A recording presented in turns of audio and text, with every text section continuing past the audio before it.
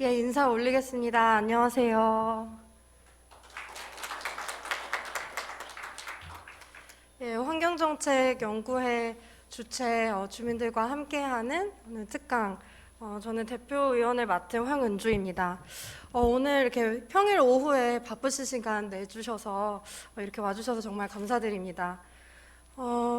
기후 위기, 환경 문제가 이제 날로 심각해지는 거는 뭐 더 설명이 필요 없을 것 같습니다. 그래서 우리가 이제 기초의원들이니만큼 우리 생활에서 이제 가장 밀접한 문제부터 좀 같이 쓰레기 문제를 중심으로 좀 해결을 해보자 해서 저희가 관심 있는 의원님들끼리 연구 단체를 결성을 하게 됐습니다.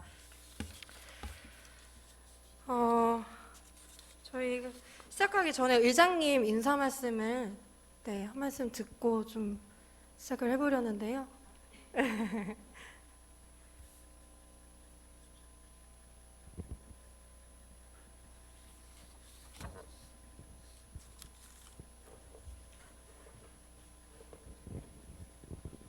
네, 안녕하세요. 이금선 의장입니다. 반갑습니다.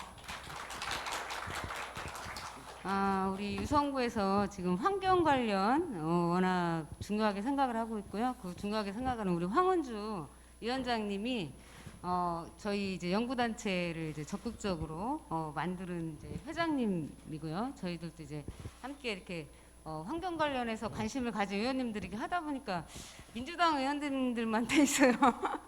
네, 송봉식 부회장님 오셨는데 송봉식 부회장님 지금이라도 가입하실 의향 있으셔요? 지금 정말 뭐 지구가 지금 기후 위기나 뭐 쓰레기나 이런 대란들이 좀 많이 일어나는데 우리 이동학 지금 쓰레기센터 대표님 그리고 또 워낙 전국적으로 활동을 많이 하셔요. 그래서 이 정말 바쁘신 일정인데도 저희 또 유성구에서 이렇게 저희가 초빙을 했는데 어렵게 이렇게 모신 걸로 알고 있습니다.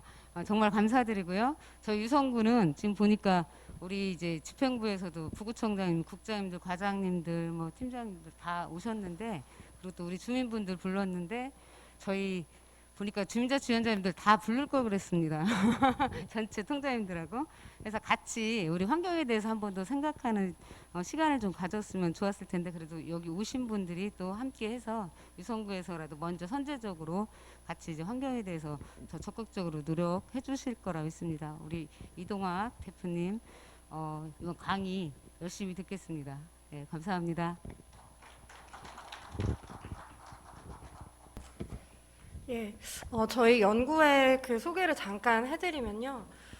저희 의회 오늘 또 처음 와보신 분들도 많이 계실 것 같은데, 예, 의회가 사실은 뭐 집행부를 감시 견제하는 역할도 있지만 또 뭐 주민들의 민원 창구 역할을 하기도 하고요. 그렇지만 사실 빠뜨려서는 안 되는 좀 중요한 역할이라고 하면 정책을 선도하는 것이라고 생각을 합니다. 그래서 주민 의견들을 잘 수렴해서 지역의 비전을 제시하고 조례를 만들고 그래서 이제 정책을 이끌어가는 게 의회의 좀 핵심 역할이라고 생각을 합니다. 그래서 저희가 이제 연구 의원들이 이렇게 연구단체를 만들어서 활동하는 거는 그만큼 이제 기초의회도 정책 연구 기능이 점점 더 강화된다는 또 뜻이기도 할 것 같습니다. 그래서 작년에는 저희가 그 5분의 의원님들이 민간 위탁을 주제로 연구에 활동을 했었고요. 올해는 이제 쓰레기 문제를 중심으로 한 이제 환경 문제 가지고 좀 활동을 해보자 해서 좀 시작을 하게 됐습니다. 제가 올해 그 주민참여 예산 제한된 목록을 보니까 쓰레기 관련된 사업이 거의 모든 동에서 다 제한이 되었고 노원 1동 같은 경우는 30%가 환경 관련 사업이더라고요. 그래서 이미 주민분들께서도 굉장히 그 높은 문제의식을 갖고 계시다는 걸 느낄 수 있었고요. 그리고 오늘 온천 1동 주민자치회 위원님들도 많이 오셨는데 온천 1동 같은 경우는 그 주민참여 예산 1위로 선정된 사업이 쓰레기 무단 투기 해결이었습니다. 그래서 제가 오늘 주민분들하고 같이 강의도 듣고 향후에 이제 사업들을 진행해 나갈 때 의회와 또 협조해서 사업을 진행하면 좋을 것 같아서 이렇게 또 모시게 되었고요. 저희가 그 임기가 사실은 뭐 채 1년이 남지 않았지만 그래도 우리가 남은 임기만 보고 일을 하는 건 아니잖아요. 그래서 앞으로 뭐 민선 8기 혹은 뭐 그 이후 향후 10년까지도 우리가 이제 이 쓰레기 정책 그리고 환경 정책을 어떻게 청사진에 그려 나갈 것인가 그걸 좀 같이 고민해보는 좀 그런 계획을 갖고 있습니다. 그래서 이게 끝이 아니라요. 그 이후에 저희 의원들끼리 주민들과 함께하는 뭐 간담회도 하고 또 연구 용역도 또 추진을 할 계획입니다.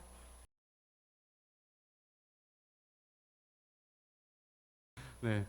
자, 그럼 오늘 이렇게 반갑게 만났는데요. 오늘 이렇게 많은 분들이 이렇게 와주셨는데 저희가 오늘 좀 쓰레기 하면은 우리가 일상에서 매일매일 배출하는 것이기도 하고 어떻게 보면 80억 명의 인구가 지구 전체에 살면서 쓰레기를 남기고 가는 게 가장 큰 업적이 되는 것 같은 그런 시대가 돼버렸어요. 근데 이 문제가 얼마나 심각한지 지구 전체에서 그리고 이것을 과연 해결할 방법이 있는 것인지 이런 부분들에 대해서 우리가 지구 전체의 모습도 한번 보고 그 다음에 각 국가별 모습도 보고 우리 지역에서는 어떻게 할 건지를 한 번씩 고민해 볼 수 있는 그런 시간들로 한번 만들어 보도록 하겠습니다.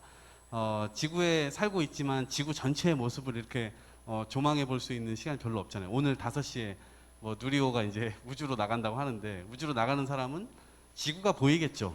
근데 우리는 보통 지구에 살면서 지구를 잘 보지 못하면서 살죠. 근데 오늘은 제가 지구 곳곳에서 어떠한 일들이 벌어지고 있는지를 사진으로 보여드리면서 설명을 아주 쉽게 해드리도록 하겠습니다. 제가 사실은 처음부터 쓰레기를 전공한 사람도 아니고 그다음 환경을 이렇게 엄청나게 관심이 있었던 사람도 아닙니다. 제가 세계 여행을 한 2년 반 정도 했는데요. 짝대기 밑에 보시면 주로 제가 관심 있었던 분야는 다준다 청년 정치연구소를 운영하면서 다음 세상을 준비하는 다른 연구소의 줄임말이거든요. 우리나라가 다음 세상 10년 뒤, 20년 뒤, 30년 뒤에 어떠한 변화가 있을 것인가 이런 것들이 굉장히 궁금하기도 했고 실제 그러할 위협이 있다면 그거를 미연에 방지할 수 있는 방안은 뭘까 이걸 연구하는 연구소였어요. 근데 여기서 연구를 하면서 중요하게 생각했었던 게 초고령화 사회 문제였습니다. 지금 우리나라가 한 17% 정도 됐거든요. 65세 이상 인구가 그 정도 됐는데 2025년도가 되면 20%가 넘어간대요. 저희 어머니도 58년 개띠신데 이제 내년에 65세 이상으로 편입되십니다. 그래서 노인 세대가 되시는 거예요. 근데 이 노인 세대가 된다는 건 그 자체로는 문제는 아닙니다. 그런데 그 사회에 노인 인구가 많아지면 많아질수록 지속 가능성에 대한 문제가 일어날 수밖에 없어요. 근데 이거를 문제라고 보면 세대 간의 갈등이 어쩔 수 없이 일어날 겁니다. 근데 이거를 방지하고자 하는 게 저희 연구소의 목적이었어요. 세대 간에 어떻게 하면 공존할 수 있을까? 근데 복지 문제, 의료 문제, 연금 문제 이런 것들은 필연적으로 벌어질 거라고요. 모셔야 될 분들은 많아지는데 내는 사람들 줄어드니까 산수 문제잖아요. 이 문제를 어떻게 대응할 것인가. 그래서 다른 나라가 어떻게 대응하고 있는지 궁금해서 처음에 떠났던 겁니다. 세계 여행을. 그래서 2017년도 8월에 배낭을 메고 여행을 시작했고요. 2019년 12월에 돌아왔습니다. 2020년 1월부터 코로나19가 시작됐습니다. 그래서 코로나19 이전에 자유롭게 세계 여행을 한 마지막 인류를 여러분들이 지금 만나고 있다 이렇게 생각하시면 됩니다. 네. 자, 그런데 갔다 와서 제가 초고령화 센터 대표가 아니라 쓰레기 센터 대표, 주로 환경에 관한 일들을 하고 있습니다. 2년 반 동안 도대체 무슨 일을 겪었길래 이걸 하고 있는지에 대한 설명을 드리도록 하겠습니다. 제가 이제 보통 청년들이 세계 여행을 한다. 제가 35살에 떠났거든요. 이게 저도 도시 환경 지속 가능 미래라고 하는 이 4가지 키워드를 가지고 돌았습니다. 그래서 그 사회 탐구들을 이렇게 하면서 굉장히 많은 이제 그 영감을 받기도 했는데요. 세계 여행을 2년 반 했다고 하면 저 사람 굉장히 똑똑한 사람인가 보다 이렇게 좀 오해를 하시는 분들이 계신데 그렇지 않습니다. 초등학교 2학년 때 산수를 포기한 사람입니다. 뭔가 인생에서 포기해보는 경험을 9살 때 처음 한 사람이에요. 구구단이 처음 나오고 초등학교 2학년 때 구구단이 처음 나오고 그 다음에 분수 문제가 막 나오기 시작해서 그때 이거는 내가 할 과목이 아니다 이렇게 판단을 했던 거죠. 근데 이게 비슷한 일들이 있었는데 이게 고려시대 말기에 600년 전에 고려시대 말기에 성균관이라고 있었습니다. 지금도 있습니다. 근데 이 성균관에 아주 유명한 선생님 한 분이 계신데 그분이 사극에 자주 등장하시는 분이에요. 이색이라는 분입니다. 이색기가 아니고요. 네. 이색. 근데 이분의 걸출한 2명의 제자가 있는데 한 분은 고려시대 말기에 충신으로 알려졌던 정몽주라고 하는 인물입니다. 더 유명한 사람이죠. 또 한 사람 더 유명해. 조선을 개국하는데 핵심적 역할을 감당했던 정도전이라고 하는 인물입니다. 정도전이 16살 때 스승이 이렇게 얘기를 하는 거예요. 야, 공부하는 방법, 세상을 공부하는 방법 두 가지가 있다. 하나는 책으로 공부하는 거고 또 하나는 여행하면서 유랑하면서 공부하는 거다. 내가 볼 때 넌 머리로 틀렸다. 세상을 유랑하면서 공부하고 와라 라고 얘기를 하는데 이때 600년 전에 이 스승 이색이 생각했었던 세상, 이 개념은 어디까지일까요? 당시에 정도전이 실제로 세상을 유랑하는데 유랑했던 세상은 한반도였습니다. 그냥 한반도였어요. 우리가 천하를 호령하자라고 얘기할 때도 당시에 선조들이 이 의미했던 것은 한반도였습니다. 근데 지금 600년 흐른 지금 보세요. 야, 세상을 여행하고 와 라고 하면은 아유, 이 대한민국만 여행하나요? 이 개념 자체가 지구 전체로 완전히 넓어져 버렸잖아요. 그러니까 600년 전의 세상과 현재의 세상은 완전히 달라진 개념입니다. 여기엔 함의가 있습니다. 이게 굉장히 중요한 요소입니다. 이게 뭐냐면 영향을 끼칠 수 있느냐, 영향을 받을 수 있느냐를 의미합니다. 한두 달 전에 지금 아프가니스탄에서 소요 사태가 일어났었죠. 지구 반대편입니다. 근데 우리나라랑 아무 상관도 없는 나라일 줄 알았는데 지구 반대편에서 일어난 일이고, 그런데 우리나라에서 비행기 급파해서 300명을 데리고 와야 돼요. 네. 이것은 연결되어 있다는 걸 의미합니다. 예를 들면 우루과이라고 하는 아르헨티나 옆에 밑에 조그맣게 붙어 있는 나라가 있는데 그 나라에서 노동자들이 파업을 합니다. 그러면 우리나라에 영향이 있을까요? 없을까요? 영향이 있습니다. 이것은 이 완전히 연결되어져 버린 세상 자체를 의미하는 것이고, 그래서 오늘 키포인트, 굉장히 중요한 요소가 하나 있는데, 우리는 대한민국 사람이고 대전 사람이라는 정체성을 갖고 살아가기도 하지만 오늘부터는 지구인이다라고 하는 이 생각도 굉장히 중요하게 한쪽에다가 가져주시면 좋겠습니다. 내가 원하지 않아도 영향을 미칠 수 있는 아주 중요한 사람들이 돼버렸습니다. 가기 전에 수없이 많은 질문들을 던졌고요. 그래서 이런 이 질문에 좀 답을 해가면서 준비를 했었는데요. 가기 전에 제가 만들었던 PPT예요. 당시 2017년도에. 그래서 제가 어디 가서 누구와 무엇을 탐구할 것인가. 저한테 가장 중요한 건 2번이었죠. 그런데 여기서 중요하게 보실 거는 인터뷰 대상자들입니다. 저는 이 사람들을 만날 준비가 되어 있었는데 이 사람들은 저를 굳이 만날 이유가 없는 사람들이죠. 예를 들면 여기도 의원님들 계시지만 글쎄요, 뭐 만나 주실 것 같기도 하고요. 근데 해외에서 35살짜리 청년이 와가지고 의원님을 만나서 이러한 정책에 대해서 얘기를 나눠보고 싶습니다 라고 하면 저는 확신이 없었어요. 한국에서 온 젊은 청년이 굳이 왜 바쁜데 나를 만나줘야 될까? 이런 생각이 들었어요. 그래서 가서 헛수고하면 안 되니까 제가 한 가지 이제 꾀를 냅니다. 그래서 이렇게 임명장을 하나 만듭니다. 그래서 어머니로부터 지구촌장 임명장을 받습니다. 저희 9살짜리 조카가 임명장 수여식에 정식으로 사회를 봐주는 장면이에요. 그 어떤 이 임명장보다 아주 권위 있고 이 무거운 임명장이죠. 그래서 어머니로부터 지구촌장 임명장을 받고, 제가 저거를 지구촌장이라고 하는 단어는 우리가 평상시에 사용하지 않는 단어잖아요. 그런데 무슨 말씀이신지 이해가 되시죠? 영어로도 없는 표현입니다. 영어로도 콩글리시로 제가 단어를 만들어요. 그래갖고 명함을 팝니다. 그래갖고 각 나라 언어로 명함을 파가지고 그 나라에서도 사용하지 않는 단어지만 그 사람들도 설명하지 않아도 바로 이해합니다. 그래서 제가 각 나라 뭐 예를 들면 장관님도 있고 이렇게 지방의회 뭐 의장님한테도 이메일을 보내고 지구촌장 이동학입니다. 당신을 만나러 왔습니다. 이런 얘기를 나눠보고 싶습니다. 라고 보내면 그 사람들이 이 사람은 국제기구에 상당히 높은 사람이구나. 이렇게 생각을 하고 의전이 시작됩니다. 1층부터 나와가지고 차도 타주고 밥도 사주고 어떤 도시에서는 그 도시에서 가장 비싼 호텔을 잡아주기도 했었어요. 그렇게 해서 이 여행을 하게 됐는데 어머니께서는 제가 떠날 때 10,000원짜리 한 장 안 주셨습니다. 근데 이 임명장이 수천만 원의 역할을 하게 됩니다. 자, 그래서 제가 61개국 157개 도시를 여행을 하고요. 이렇게 제가 다닌 나라들 이름만 써져 있습니다. 이름이 안 써 있는 나라는 제가 가지 못한 곳들이고요. 구글 지도에 표시해 보니까 이렇게 나옵니다. 이렇게 나와서 사실상 5대양 6대주를 다 가보고 실제로 그 도시에서 어떤 문제들이 발생되고 있는지, 이 지속 가능성을 높이기 위해서 어떤 정책들이 이루어지고 있는지 이런 것들에 대한 탐구를 합니다. 그거에 대한 책들을 지금 막 쓰고 싶은데 바빠가지고 막 뒤로 밀려 있습니다.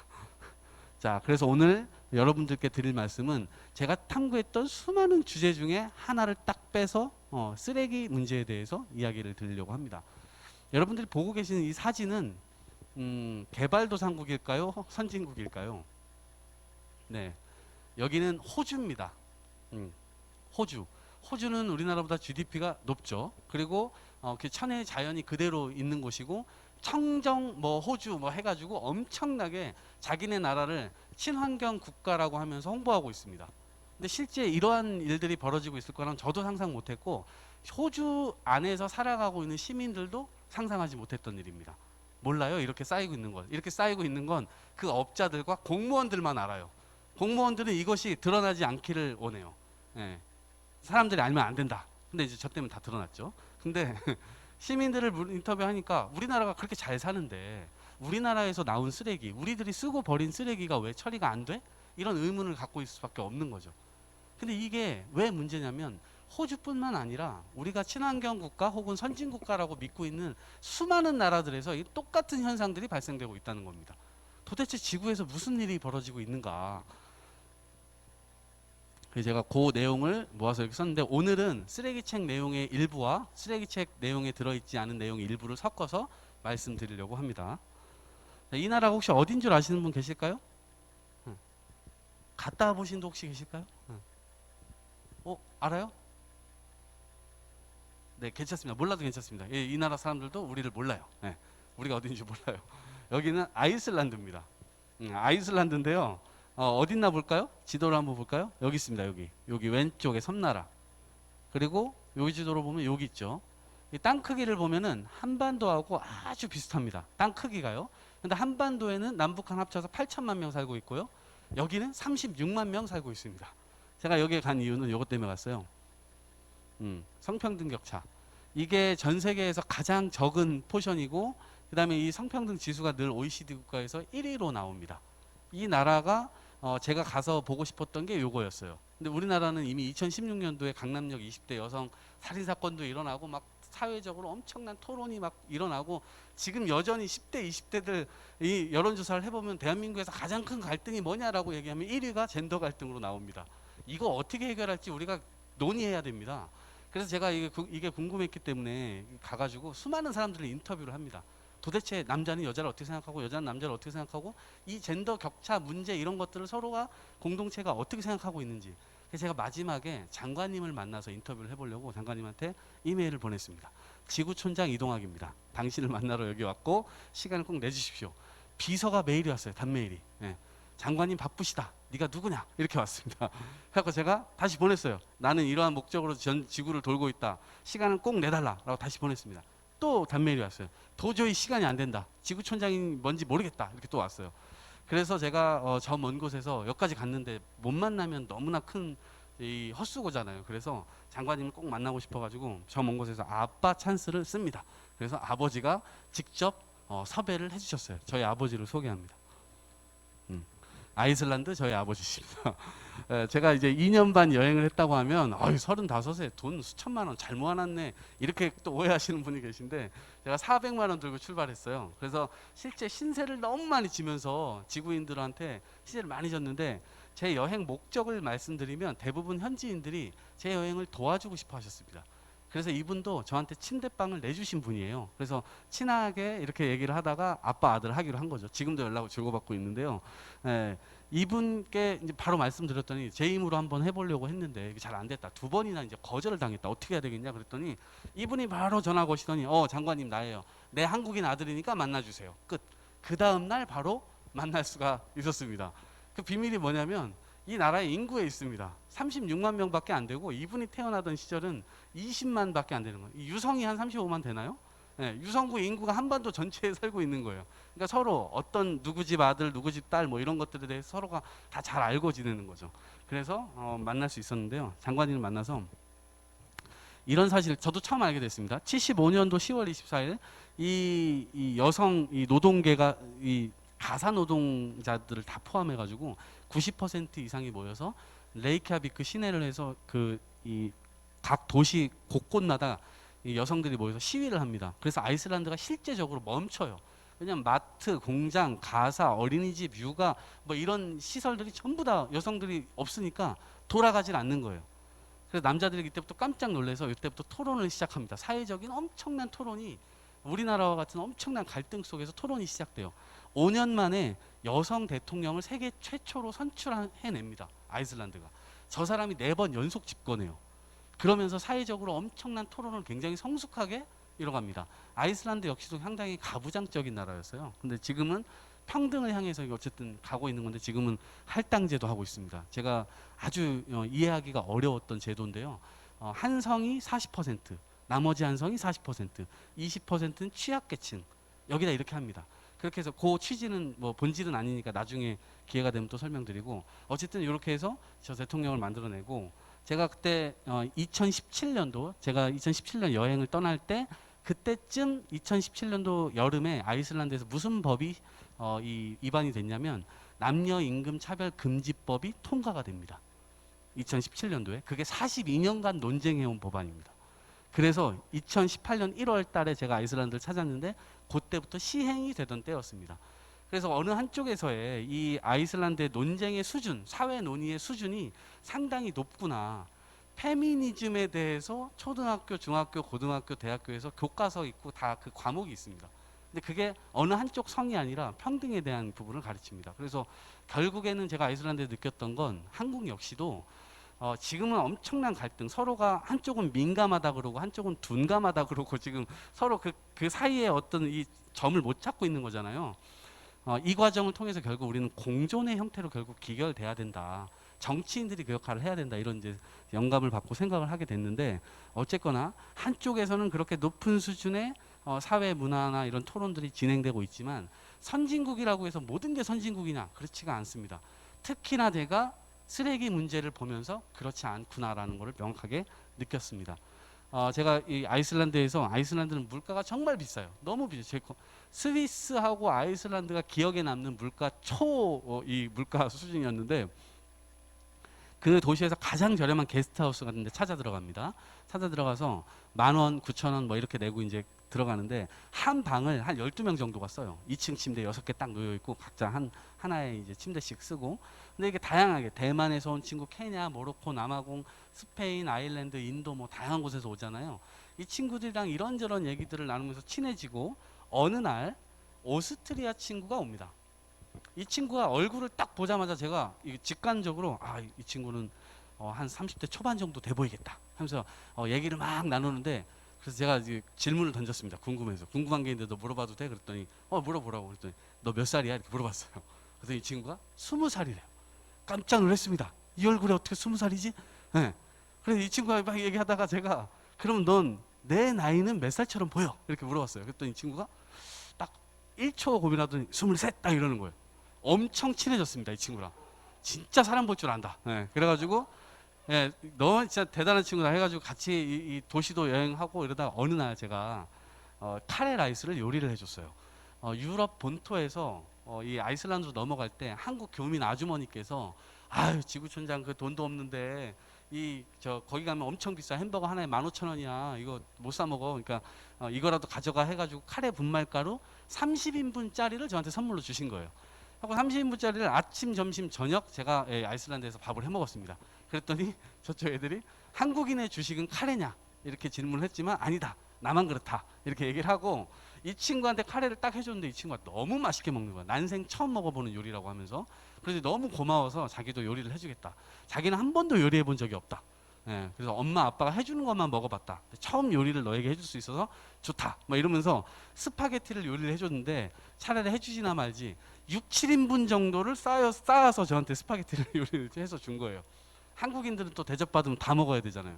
그래서 제가 꾸역꾸역 먹으려고 하다가 절반 정도 이상을 남겼어요. 다 못 먹어요. 물려가지고 야 도저히 못 먹겠다 해가지고 미안한 표정을 지면서 얘기를 하니까 이 친구가 여기서 그대로 그거를 괜찮아. 내가 양 조절에 실패한 거야 라고 하면서 그대로 그릇을 들고 쓰레기통으로 가더니 쓰레기통에 부었습니다. 여기서부터가 시작이에요.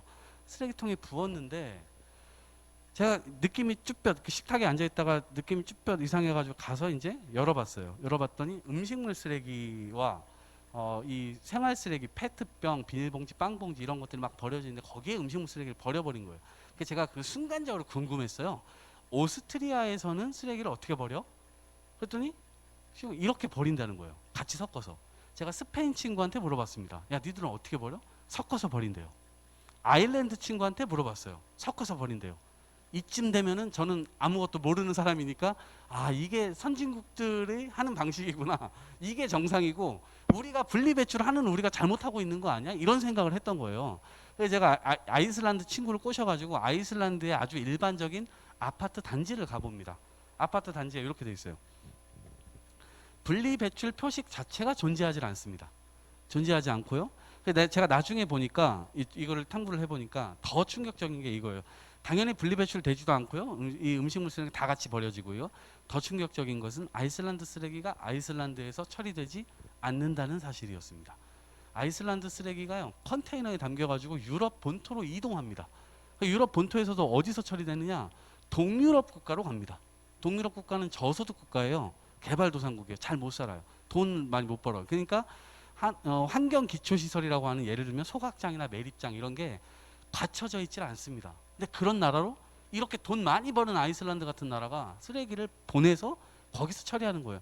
그래 놓고 자기네들은 전 세계에서 가장 깨끗한 청정 지역입니다라고 홍보를 하고 있어요. 그래서 이거 아주 위선적이라고 봤습니다. 제가 이거 진짜 이렇게 하는 게 맞아? 위선이고 배신이고.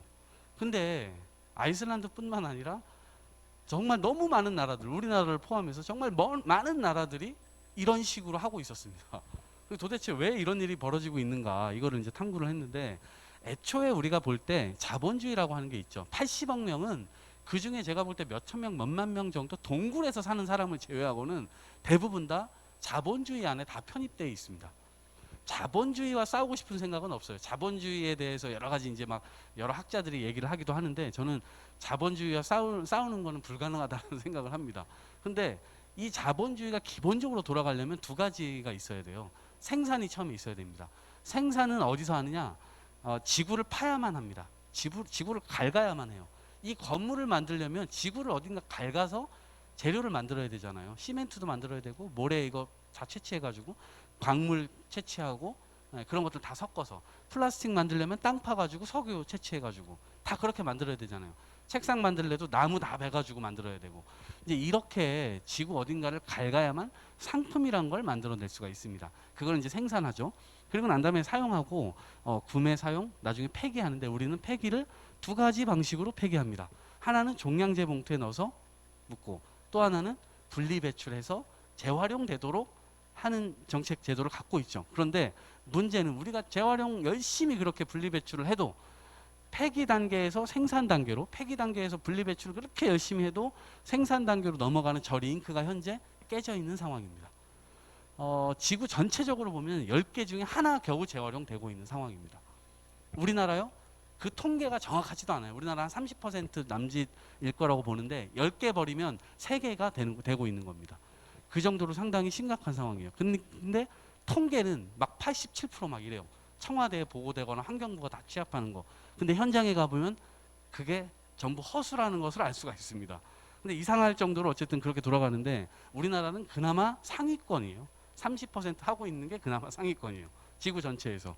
이런 문제가 있고요. 제가 브라질의 쿠리치바를 가봤습니다. 쿠리치바는요, 브라질에서, 그 남미에서 가장 도시 정책을 우수히 하고 있는 나라입니다. 수많은 공무원들이 여기에 견학을 가요.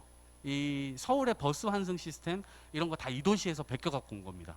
굉장히 도시 정책 70년대부터 엄청난 그 시장님이 딱 당선되면서 도시 정책이 상당히 획기적으로 됐는데, 쓰레기 이 분리 배출 해가지고 모이는 이 선별장으로 제가 가본 겁니다. 같이 꼬셔가지고, 담당자들 꼬셔가지고.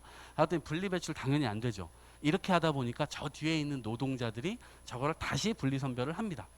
분리 선별을 하는데 품질이 낮을 수밖에 없어요. 이 과정에서 다 섞여서 이렇게 버려지니까 저거를 깨끗하게 다 씻어가지고 하는 것과, 저렇게 오염물질 다 묻어 있는데 같은 재질끼리만 묻어 놓는다고 하더라도 이물질 같은 게 끼기 때문에 결국에는 우리가 얘기하는 업사이클링이나 리사이클링 이런 게 불가능합니다. 그냥 다 다운사이클링이에요. 예를 들면 다운사이클링의 예는 뭐냐면, 막 사용할 수 있는 플라스틱들 있죠. 바닥에다가 뭐 이렇게 뭐 이렇게 둔턱으로 만든다든지 아니면 이제 속도 이게 가드레일 같은 거 도로에다 만든다든지 사람들이 별로 이렇게 입에 대지 않은 그런 다운사이클링으로 이런 것들이 만들어지는데 이렇게 되다 보니까 결국에는 이 리사이클링의 질도 상당히 낮아질 수밖에 없는 거죠. 지구 전체에서 그래서 이 문제가 가장 심각한 문제라고 판단했습니다. 중국이 쓰레기 수입 중단을 2018년 1월 달에 했는데요. 당시에 우리나라 비닐 대란이 일어났었잖아요. 이거는 현재도 지금 살아있는 상황인데 요 쓰레기 수입을 왜 중단했는가? 그 이전에 하나의 질문을 더 던져야 돼요. 중국이 쓰레기 수입을 그동안 왜 해왔는데 전 세계로부터 절반 이상의 쓰레기를 수입해 왔던 거예요. 지금은 안 하고 있습니다. 지금은 일부 하고 있지만 그 정도까지는 안 하고 있는데 왜 그러냐면 이 경제 논리입니다. 모든 나라에서 의자를 생산해 가지고 판매해. 그러면 가격이 올라가겠죠. 근데 중국에서 일괄적으로 의자를 만들어서 다른 나라로 다 팔아. 그러면 원가가 다운되니까 가격이 낮아지겠죠. 쓰레기도 같은 논리였습니다. 각 도시에서 각자가 쓰레기를 처리하면 가격 비용이 올라갑니다. 네, 그런데 한 곳으로 모아서 처리를 하게 되면 이게 좀 저렴해지게 되겠죠. 중국이 인건비도 또 저렴하고 하니까 그렇게 해가지고 중국이 그동안 수입을 해왔던 건데 그렇다면 왜 중단했는데 쓰레기들이 선진국가에서 주로 이 개발도상국가 혹은 중국으로 이동할 때 재활용이 가능한 쓰레기들을 압축해서 컨테이너 안에 넣어서 보냅니다. 그런데 이 안에다가 자기네 나라, 다른 나라로 보낼 수 없는 생쓰레기들 같은 게 있습니다. 예를 들면 의료 폐기물 같은 것들, 주사바늘 같은 거 이런 거 우리나라에서 처리하면 비싸거든요. 근데 이거를 저 구석에다가 막 넣어가지고 겉에만 재활용 쓰레기인 것처럼 넣어. 그리고 컨테이너 문을 닫고 중국으로 보냅니다. 중국 입장에서는 수많은 나라에서 그렇게 오는 쓰레기 더미들이 거기에서 다 재활용이 가능한 것도 아니고 일부는 아주 이 도덕적으로 법적으로 문제가 있는 그러한 쓰레기들이 함께 들어오다 보니까 중국의 환경 생태가 위협을 받게 되는 지경까지 가는 겁니다. 그거를 이제 취재했던 것이 플라스틱 차이나라고 하는 다큐멘터리인데요. 이 다큐멘터리가 2016년에 개봉을 합니다. 제가 이 산동성 여기서 다 가봤어요. 우리나라에서 가장 가까운 쪽이 이제 산동성이거든요. 그 산동성에 엄청난 전 세계적인 이런 선별장들이 많아요. 여기 어린아이가 여기서 침출수 나오는 곳에서 빛빚고 있잖아요. 그러니까 이러한 것들을 고발된 다큐멘터리를 이제 보니까 이 시진핑 주석도 빡친 거죠. 그래가지고 2017년도에 WTO에다가 쫙 얘기를 해서 더 이상 다른 나라로부터 쓰레기 수입 받지 않겠다 이렇게 됩니다.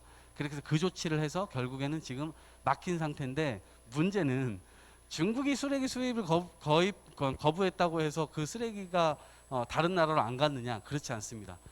개발도상 국가로 가기 시작합니다. 그래서 수많은 개발도상 국가로 가고 있고 지금도 역시 마찬가지입니다. 2019년도에 바젤 협약이라고 있었습니다. 바젤 협약이라고 있는데 그건 국가 간의 유해 폐기물을 이동시킬 때 그 나라에다 신고하는 제도입니다. 그러니까 유해한 폐기물은 아무리 안 받아 이렇게 될 수가 있는 거죠. 신고를 해야 되니까. 근데 그것이 거의 180개국 거의 만장일치로 2019년도에 여기에 유해 물질이 뭐냐라는 거에 이 정의에 플라스틱이 포함됩니다. 그렇게 해가지고 이제 다른 나라로도 플라스틱 재활용품 보낼 수 없도록 그걸 이제 만들어 놓은 건데 거기에 그렇게 됨에도 불구하고 여전히 많은 나라들이 보내고 있어요. 특히 독일, 미국 이런 나라는 아주 심각하게 보내고 있습니다. 미국은 심지어 바젤 협약에 가입도 안 되어 있어요. 네, 재밌는 얘기 하나 해드릴까요? 이거 제가 현장에서 탐구를 안 했다면 몰랐을 내용인데 미국은 바젤 협약에 가입되어 있지 않기 때문에 미국에서 나오는 재활용품들은 미국에서 재활용되지 않습니다. 협약 가입돼 안 돼 있으니까 마음껏 보내도 돼요. 그래서 필리핀으로도 보내고 중남미 그 밑으로 미국 밑으로 나라도 보내고 아프리카 케냐로도 보냅니다. 막 보내요. 그런데 캐나다는 가입되어 있습니다. 캐나다는 어떤 느낌이세요? 캐나다에 가진 느낌. 저는 굉장히 깨끗한 나라고 선진국이고 모범 국가 이렇게 보였지만 캐나다는 바젤 협약에 가입되어 있기 때문에 그 자체적으로 쓰레기를 다른 나라로 보낼 수가 없습니다. 얘네가 어떤 꼼수를 쓰냐? 미국으로 쓰레기를 보내요. 그리고 그 미국이 다른 나라로 쓰레기를 보내버립니다. 이게 너무 웃긴 일이에요. 예, 이런 일들이 막 벌어지고 있는데 중국이 전 세계에서 재활용 산업 자체가 가장 이 깊고 넓고 이렇게 운영이 되고 있었던 겁니다. 이 재활용 기술도 상당합니다. 우리나라가 지금 이제 뭐 페트병을 뭐 40개를 모아서 잠바를 만들었다는 둥 뭐 이런 얘기들을 하잖아요. 그게 반은 거짓말이고 반만 진실입니다. 우리나라는 페트병 자체가요 그렇게 만들 수 있는 이 물성 자체가 약해요. 그래서 다른 나라 거를 섞어야 됩니다. 지금 섞어서 만들고 있는 거예요. 우리나라 걸로 다 만드는 것도 아니고. 그리고 또 일부는 중국에서 그렇게 만든 천을 갖다가 수입해가지고 섞어서 만듭니다. 그래서 실상은 반만 진실인데 그거까지 가는 게 지금 우리 기업들의 이제 목표예요. 우리나라에서 나온 페트병을 아주 질 좋게 만들고 그걸 사용하고 난 다음에 모아서 업사이클링 하는 거. 그러면 이제 순환의 이 과정이 되는 거잖아요. 현재로서는 불가능해요. 어쨌든 이렇게 중국은 이미 그 경제를 오랫동안 만들고 있었고 플라스틱 생산량이 북미 지역이나 캐나다 지역 이쪽은 계속해서 이 북미 지역, 유럽 지역은 계속해서 플라스틱 생산량을 낮추고 있습니다. 그런데 문제는 아시아 지역에서 계속 늘어가고 있습니다. 도시화율과 관계가 있습니다. 사람들이 도시로 계속해서 몰려들어요. 경제가 성장하면서 동남아시아 경제 지금 엄청나게 성장하고 있죠. 베트남 같은 경우 지금 코로나19 이전에 6%, 7%씩 성장했습니다. 엄청나게 성장했어요. 그러면서 우리나라도 엄청 진출했죠. 그런데 태국, 말레이시아, 인도네시아 이런 나라들이 엄청나게 공장 돌려가면서 성장을 하면서 사람들이 농촌에서 도시로 이동합니다. 그러면서 플라스틱 생산량도 다른 지역에서 줄이면 뭐예요? 저쪽에서 계속 늘어나는데 그래서 플라스틱 수요도 계속 늘어가고 있는. 필리핀에 가봤습니다. 필리핀에 여기가 이제 마닐라 베이인데요. 여기 이제 마닐라 공항에 내려가지고 택시 타고 바세코 마을 갑시다 이렇게 하면은 바세코 마을 여기 딱 데려다 줘요. 근데 여기는 웬만하면 가지 말라 그래요. 왜냐면 우범지대라고 막 사람들이 그러는데 지구촌장인데 안 갈 수가 없잖아요 이런 데를. 예, 다 사람들이 어떻게 사는지 가봐야 되니까.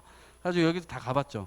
폐기물 더미가 저 뒤에 쌓여 있잖아요. 저게 뭐냐면 해류를 따라서 바닷가 마을이니까 해류를 따라서 어마어마한 쓰레기 더미가 매년 쳐들어옵니다. 해안가를 덮쳐요. 자기네들이 버린 쓰레기도 아니에요. 전 세계를 떠돌다가 여기로 와서 덮치는 겁니다. 전 세계에 이런 마을들이 상당히 많아요. 특히 개발도상국가에 집중되어 있습니다. 근데 이 사람들은 자기네들이 버린 쓰레기도 아닌데 해마다 해안가를 쳐들어오니까 저거를 치워가지고 치울 데가 없어요. 저기다 그냥 쌓아놓죠. 그러니까 이 환경에 전 세계적인 불평등이 어디서부터 오냐? 재난과 위험 이런 것들이 오게 되면 결국 가장 취약한 계층부터 치기 시작합니다. 그게 이제 이런 거예요. 이 환경의 불평등이죠. 이게 그나마 필리핀 정부에서 나서서 치운 장면입니다. 치웠는데도 그냥 엄청난 쓰레기들이 와 있고요. 이러한 상황들을 보면서 왜 이런 일들이 또 발생하는가를 봤더니 개발도상 국가로 선진국들이 쓰레기를 보내기 시작했잖아요. 문제는 개발도상 국가로 쓰레기를 보내면 그 쓰레기가 개발도상 국가에서 처리가 안 된다는 사실을 알면서도 보낸다는 겁니다. 그러다 보니까 실제로 어떻게 되느냐, 제가 이렇게 홍수나 비가 많이 와가지고 도시에 있는 쓰레기를 그대로 다 물로 바다로 다 그 물이 그냥 가지고 가는 그런 상황들도 있지만 능동적이기도 합니다. 이를테면 쓰레기 트럭이 딱 가요. 그 저기 컨테이너가 딱 도착하면 컨테이너를 열어가지고 컨테이너를 쏟아내요. 그러면 엄청난 쓰레기가 어마어마한 이 나대지에 쏟아지게 되는 거죠. 거기에 동네 사람들이 자루를 하나씩 갖고 다 모여요. 그 사람들은 어디 고용된 사람이 아니에요. 우리나라 말로 따지면 옛날에 넝마, 그런 사람들이 전부 다 돈이 될 만한 플라스틱이나 이런 것들, 고철 이런 것들은 전부 그 자루에 넣어서 가지고 가요. 그럼 그대로 쓰레기가 남잖아요. 그게 그대로 쓰레기 산이 되는 겁니다. 그리고 조금 양심적인 이 수입업자는, 현지의 수입업자들은 그걸 그대로 남는 쓰레기들은 다시 트럭으로 담아요. 트럭으로 담아서 그대로 강 하류로 갑니다. 강 하류에다가 부어버립니다. 그게 양심적인 거예요. 그걸 거기를 깨끗하게 하겠다고. 그래서 제가 그 모습을 보면서 비난할 수가 없었습니다. 그 쓰레기가 어디서 온 것일까요? 선진국가들에서 왔기 때문에. 그래서 이걸 할 수가 없었고, 근데 문제는 이제 여기서 기후 위기나 이런 것과 연결이 여기서 이 지점에서 되는 건데요. 플라스틱을 생산하면서 탄소가 당연히 만들어지죠. 이산화탄소가 만들어지고 그 과정에서 엄청난 에너지가 쓰이게 되고, 그러니까 당연히 더 탄소가 만들어지고. 근데 문제는 제대로 처리되지 못하는 쓰레기는 어마어마한 메탄가스를 뿜어낸다는 거예요. 이게 지구 온실 효과를 훨씬 더 가속화시키는 건데, 제대로 육지에서 관리되지 못하면 결국 바다로 가게 되어 있습니다. 어떤 형태로든. 그래서 바다로 저렇게 쓰레기가 가게 되면 지금 연간 400만 톤에서 1300만 톤, 지구 전체에서 그 정도로 매년 쓰레기가 이 바다로 가는 것으로 추정되고 있는 겁니다. 그런데 저렇게 가게 되면 해양 생물 생태계 자체가 완전히 망가지게 되는 거예요. 해양 생태계가 망가지는 순간 인간도 살기가 어려워집니다. 지구에 산소를 공급하는 데가 바다예요. 바다에서 70% 이상 공급합니다. 근데 바다가 망가지는 순간 인간도 살기가 어려워질 거라고 봅니다. 이게 인류 문명을 만들었던 강들이에요. 겐지스, 인더스, 황허 쫙 있죠. 근데 오늘날 이 강들이 인류 문명을 공격하는 강들로 변해버렸습니다. 네. 1000여 개의 강을 분석해봤어요. 이렇게 나옵니다. 1000여 개의 강을 분석해보니까 주로 개발도상 국가에 아주 밀집되어 있다는 것을 알 수가 있습니다. 그런데도 지금 쓰레기를 계속 선진국들은 보내고 있는 상황입니다. 쓰레기 섬 얘기는 들어보셨을 텐데 이 쓰레기 섬은 여기에만 있는 것은 아닙니다. 전 세계 바다에 수십만 개, 파악하기도 어려울 정도로 많습니다. 근데 여기가 뉴스가 되는 건 여기가 현존하고 있는 곳 중에서 가장 크기 때문입니다. 이 정도가 프랑스 면적의 3배 정도. 이건 한 5년 동안 오션 클린업이라고 하는 비영리 기구에서 5년 동안 연구자들이 실제로 여기를 다 수색하고 탐구해가지고 여기를 이렇게 이 면적을 특정한 겁니다. 이 면적은 계속해서 커집니다. 예. 근데 이게 우리 한반도 면적으로 따지면 7배에서 9배 정도 되는 정도의 면적입니다. 오션 클린업이 이 바다 청소기 이제 만들어가지고 바다를 치워보겠다. 쓰레기가 계속 모이는데 600m의 긴 원통을 바다에 띄우고 600m 긴 원통 밑에다가 3m짜리 그물을 달아요. 저걸 이제 끌고 다니면 이쪽으로 모인다. 그래가지고 저 가운데로 이제 모이게 되면 저걸 그대로 떠서 아디다스에 갖다 줍니다. 그럼 아디다스가 저걸 녹여가지고 옷 만들고 신발 만든대요. 문제는 해양 쓰레기는 이만큼씩 발생되는데 옷 만들고 신발 만들고 이거 언제 해결하냐. 두 번째, 그물이 3m짜리 그물들이 달려있는데 그 그물보다 작은 플라스틱들은 저기 그물에 안 걸립니다. 그건 어떤 기술로도 치울 수가 없어요. 그리고 세 번째, 플라스틱 이 생산과 플라스틱 쓰레기가 계속해서 증가되고 있는 상황인데 우리가 이 수도꼭지를 틀어놓고 수돗물을 퍼내고 있는 상황인 거죠. 플라스틱 생산과 플라스틱 이 자체를 억제시켜야 되는데 조금 더 집중해야 되는 거 아니냐, 이런 이제 비판들이 있는 거죠. 그럼에도 불구하고 어쨌든 누가 어지럽힌 거는 저들이 이제 치운다고 하니 얼마나 좋은 일이에요. 응원을 하고요. 그 다음에 그런 비판을 받으니까 얘네가 강 하류에다가 이렇게 인터셉터라고 하는 쓰레기를 가로챈다라고 하는 의미의 배를 현재 전 세계 4개의 강에다가 하류에다가 배치를 해놨습니다. 쓰레기가 이렇게 떠내려가다가 여기 탁 걸리게 되면 요 레일을 따라서 요 안으로 딱 들어가요. 요 쓰레기통 배예요. 이렇게 해가지고 친환경적으로 저걸 태양광으로 만들었고 이제 동력이 없습니다. 그렇게 해서 쓰레기를 바다로 나가는 거를 방지하겠다라고 하는데 우리가 여기서부터 하나하나 생각해 보면 좋을 것 같아요. 이미 어지럽힌 바다를 누군가 치워야 되고 쓰레기가 강으로부터 나오니까 강 하류에서 그걸 가지고 있다가 치워야 되고 애초에 강으로 들어가는 요인을 치워야 되고 더 하나하나 올라가 보면 결국 생산의 어딘가에서 이 문제점들을 찾아볼 수가 있겠죠. 아프리카로 잠깐 가보도록 하겠습니다. 아프리카 케냐는 정말 황당했던 나라예요. 케냐의 외곽에 까르푸라고 하는 마트가 있습니다. 까르푸라고 하는 마트가 있는데 이 마트에 제가 간 이유는 한국 라면이 있다 그래가지고 너무 먹고 싶어가지고 그 한국 라면이 있다고 딱 들어갔는데 어마어마한 현수막이 딱 그 마트 한가운데 걸려 있는 거예요. 뭐라고 걸려 있냐면 이곳에서는 비닐봉지를 사용하지 않습니다. 비닐봉지를 사용하면 4천만 원의 벌금을 물게 됩니다. 마트 안을 딱 보니까 사람들이 전부 다 장바구니를 들고 다니는 거예요. 야, 아프리카에서 장바구니를 들고 다니네? 신기하다. 이렇게 딱 보고 그 다음에 제가 우간다로 넘어갔습니다. 우간다로 넘어간 다음에 우간다 밑에가 르완다라고 하는 나라예요. 르완다. 호텔 르완다라고 또 유명한 영화가 있어요. 94년도에 100만 명이 100일 동안 서로 동족 상잔의 비극을 겪었던 나라가 있는데 그 나라로 이제 가기 위해서 밤 10시에 버스를 탑니다. 버스를 타가지고 다음날 아침에 이제 뭐 8시쯤에 도착하는 이 코스죠. 딱 가는데 새벽에 저 국경에 딱 도달했잖아요. 국경에 딱 도달했는데 거기서 갑자기 르완다 세관원들이 들이닥치더니 야, 니들 가방 다 갖고 내려 이러는 거예요. 다 갖고 내렸죠. 내렸는데 가방부터 시작해서 이 주머니까지 전부 수색을 하기 시작하는 거예요. 도대체 뭘 찾는가 봤더니 제가 일단은 깜냥으로 느끼기에는 마약류, 총기 뭐 이런 거 찾는 거 아닐까? 얘는 레이저 뭐 이렇게 해가지고 이렇게 그 기계 자체가 없어요. 그러니까 육안으로 모든 걸 다 찾아야 돼, 손으로. 그러니까 그렇겠구나 이렇게 생각을 했는데 실제로 제 비닐봉지를 다 뺏어가는 거예요.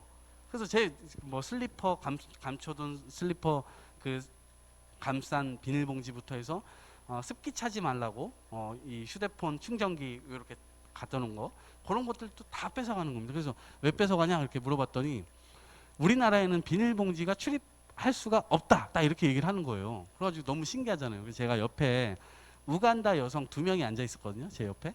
그래서 우간다 여성 2명에게 물어봤어요. 야, 우간다는 니네도 비닐봉지 뭐 이렇게 사용 안 한다고 법적으로 돼 있는데 니네 나라 다 사용하지 않냐? 여긴 어떻게 된 거냐 그랬더니 우간다는 주변 국가로부터 밀수가 되기 때문에 법이 있어도 안 지켜진다. 근데 이 나라는 그 법을 확실하게 집행한다. 그래서 우리가 르완다 놀러 올 때 비닐봉지를 절대 안 가져온다. 어차피 뺏기니까. 그래서 안 가져온다고 얘기해요. 그러냐. 내가 이걸 꼭 탐구해 봐야 되겠다. 르완다에서 도대체 이걸 왜 하는지. 그래가지고 르완다 아침에 이제 도착하는 장면입니다. 르완다는요 1000만 명 정도가 살아가고 있는 아프리카에서 비교적 작은 나라예요. 땅도 굉장히 적은 나라고요. 근데 20년째 한 사람이 장기 독재를 하고 있습니다. 20년째. 그 사람이 최근에 헌법을 바꿨어요. 자기가 죽을 때까지 하는 걸로. 네. 바꿨고 대통령만 부정부패합니다. 넘버 2부터 부정부패하면 전부 모가지를 쳐요. 그러니까 전 세계에서 가장 이 부정부패가 없는 나라입니다. 네. 그래 보세요. 가는 거 1차선, 오는 거 1차선이잖아요. 근데 옆에 확장 공사를 해주고 있어요. 누가 해주고 있냐면 중국이 와서 해주고 있습니다. 중국이 와서 해주고 있는데 사람들은 몰라요. 중국이 와서 해주고 있는 걸. 그냥 대통령이 중국 노동자들 불러다가 자기 돈으로 야 니들 공사해 해가지고 자신들을 위해서 이 공사를 해주고 있는 것으로 알고 있습니다. 언론이 통제되어 있어요. 확실한 독재를 하고 있는 나라입니다. 어느 정도냐면 우리나라가 이 나라의 원조를 가장 많이 하고 있습니다. 독재 국가에 우리나라가 왜 원조를 많이 하는가? 답은 딱 하나입니다. 100만 원을 원조를 하면 95만 원, 5만 원은 대통령이 빼먹어요. 그리고 95만 원이 저 아래까지 딱 내려가. 근데 진짜 부정부패한 나라들은요 100만 원을 원조하잖아요. 그러면 5만 원만 딱 내려갑니다. 다 빼먹고 중간에. 이 나라는 딱 내려가는 거죠. 그래서 이 딱 가니까 아침에 터미널에 딱 도착했습니다. 그랬더니 터미널 딱 도착했는데 이제 가려고 하는데 우간다 여성 그 2명이 저를 헤이 브루스 리 하고 부르는 거예요. 제가 영어 이름이 브루스 리입니다. 헤이 브루스 리 하고 부르는 거예요. 찾아봤더니 이 친구들이 야, 너 아까 얘기 나눠보니까 굉장히 스마트하고 친절한 것 같은데 너하고 데이트를 해보고 싶어 라고 얘기를 하는 거예요. 여행을 너무 탐구만 열심히 했는데 이게 이제 신께서 주신 선물이 아닐까, 너무 좋은 시간이 아니냐. 그래서 좋다 해가지고 바로 거부하지 않고 메신저를 주고받았습니다. 그랬고 서로 이제 딱 여기다 장소랑 시간을 딱 찍어줘라 해가지고 장소랑 시간을 받았습니다. 거기에 이제 딱 가는데 갈 때 제가 찍는 그 다음날 만나기로 해서 그 다음날 아침에 가는 장면인데요. 전 세계에서 가장 깨끗한 나라예요. 1000만 명이 있는데요. 여기는요 새마을 운동이 벌어지고 있습니다. 실제로 우리나라 60년대 70년대 했었던 그 새마을 운동이 여기로 수출돼 가지고 1000만 명의 시민들이 전부 다 청소 동아리에 가입돼 있습니다. 하고 이 나라가 전 세계에서 가장 깨끗한, 잘 버리지도 않지만 버리면 바로 치웁니다. 그래서 정말 깨끗한 나라였고 친절한 나라였고 부정부패 없는 나라였고, 나중에 혹시나 아프리카를 여행할 일이 있다면 여기 꼭 가보세요. 그런데 여기에서 요 건물에서 만나기로 했습니다. 딱 도착했는데 이 사람들이 박수 치고 환호성 치고 만세 부르고 막 난리가 난 거예요. 그래서 야 여기 진짜 핫플레이스구나, 오 좋다 해가지고 딱 이제 친구들 기다리고 있는데 왔습니다. 요 친구가 20대 후반에 우간다에서 병원을 2개 운영하고 있는 원장 선생님이었습니다. 저 소개를 듣자마자 나이스, 끝났다 생각했죠. 가운데 있는 친구가 네트워크 마케터란 직업을 가지고 있는 친구였습니다. 셋이서 얘기를 나누는데 너무 재밌고 너무 신뢰가 신뢰가 솟아나는 거예요. 야, 우린 너무 잘 만났다 해가지고 한참 얘기를 하는데 이 친구가 갑자기 야 브루슬리 시간 됐다, 우리 2개 층만 올라가자라고 얘기를 하는 거예요. 그래서 오케이 좋다, 어디로 가냐 그랬더니 2개 층 에스컬레이터 타고 올라가면 된다. 그래서 올라갔어요. 올라가니까 이런 장면이 나왔습니다. 그래서 딱 가자마자 브루슬리 여기야 해가지고 딱 들어가자마자 이 장면이 딱 나오니까 제가 어디서 많이 본 장면 같은데 이런 생각이 딱 드는 거예요. 종교단체인가 교회인가, 설마 얘네가 그런 교회 애들인가 이렇게 빠져 있는데 가만히 듣다 보니까 그건 아닌 거야. 다행이다, 정말 다행이다. 근데 열기가 엄청난 거예요. 여기 진짜 핫플레이스구나. 그래 가만히 듣다 보니까 저 앞에 있는 애가 뭘 묘사하고 설명하고 막 그러는 거예요. 그래서 저게 뭐지? 이렇게 가만히 듣다 보니까 21살 때 군대 휴가 나왔는데 진짜 친한 친구가 제발 같이 가자 그래가지고 같이 간 그곳하고 이상하게 똑같이 이게 오버랩이 되면서 다단계 현장이라는 걸 알게 된 거예요. 세상에 아프리카에 다단계가 있다는 걸 저도 처음 알게 됐습니다. 그래서 다단계 가가지고 이 친구, 제가 이제 속으로 어떤 생각을 했냐면 이 친구들이 위험하다 이런 생각을 한 거예요. 이 친구들은 내 친구들인데 내가 이거를 설명해주고 이 친구들을 구해내야 되겠다. 왜냐하면 21살 때 제가 25만 원 털렸거든요. 예. 그 친구랑 아직도 연락을 하고 있지만 어쨌든 그 친구들 데리고 나와가지고 복도로 딱 데리고 나왔어요. 야, 니들 내가 이거 설명해줄게.